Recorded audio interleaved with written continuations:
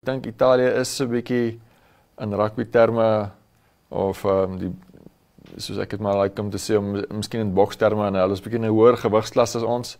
Hulle is 10de op die wêreldranglys.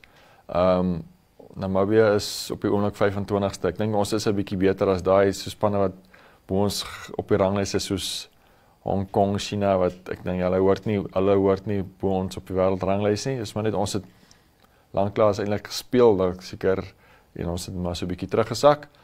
Ja, ons sal weer bietjie hoër klim na ons normale plek toe, glo ek. By laas jaar se of 2023 se wêreldbeker het ons ook teen Italië gespeel, en Italië daai wedstryd gewen 52 punte teenoor 8.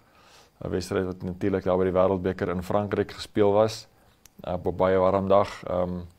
Ja, so hopelik met ons tuisondersteuning en met die doelwitte wat ons voorwerk, glo ek, ja, hoop ons om 'n bietjie 'n beter telling te sien. Italië is natuurlik ook op pad om teen die Springbokke te gaan speel, wat nommer 1 in die wêreld is. So ek dink hulle vlak van voorbereiding sal ook baie goed wees.